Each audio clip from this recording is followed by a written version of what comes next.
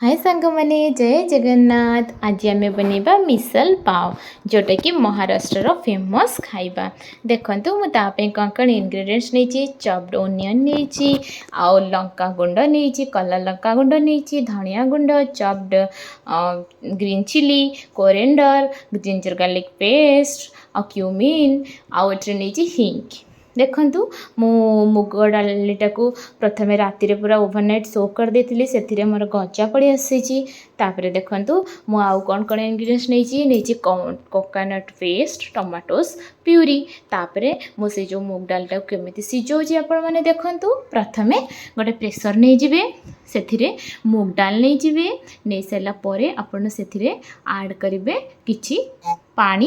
किछि पानी दे सारा पर आपण से ऐड करेंगे हलदी 1 टेबल स्पून आउ हूँ आपणकर सॉल्ट 1 टेबल स्पून। तापर ताकू कवर करने गोटे हुइसिल मारला पर्यंत ताकू कवर करेंगे।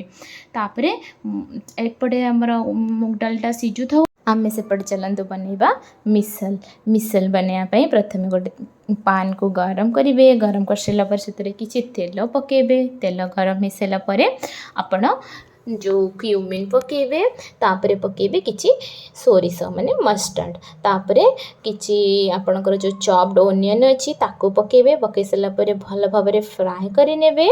फ्राए कर सारा पर से आपन चॉप्ड जो ग्रीन चिली करथिले ताको पकेबे पकई ताको भल भाव टिके फ्राए करेंगे।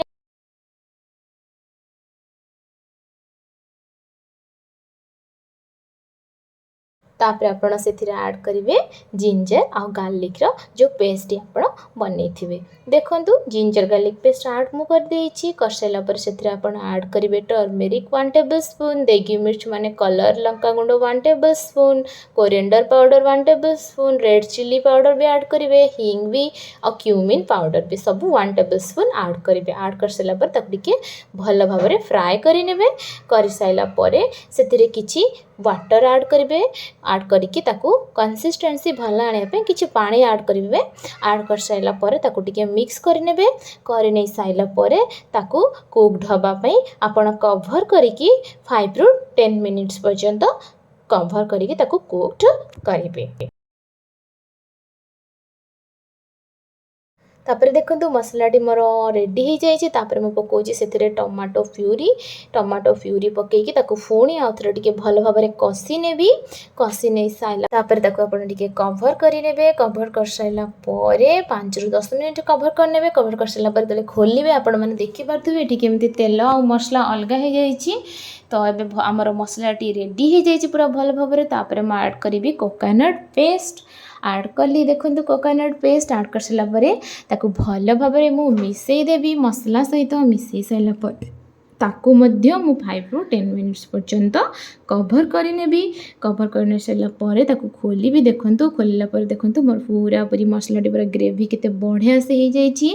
एबे हम ऐड करबा जो स्पैरोट्स बॉयल करथिले ताकू ऐड कर देबे।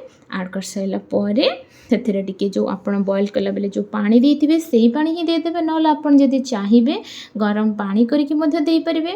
दे सारा पर ताकू किछ समय फुटेई नेबे फुटेई नै सारा पर आपणकर मिसलटी रेडी हो जाइछि।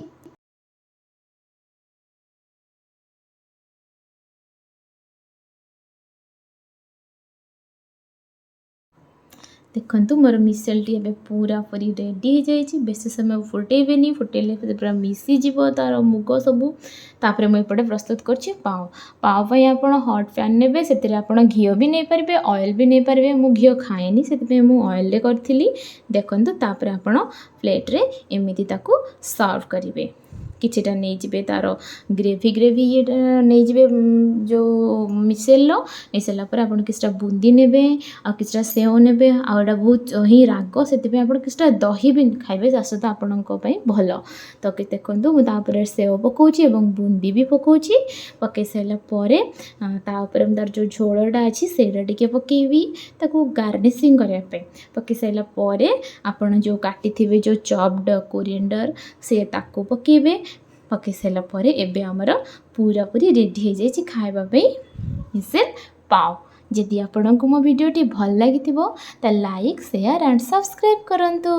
जय जगन्नाथ। Thank you.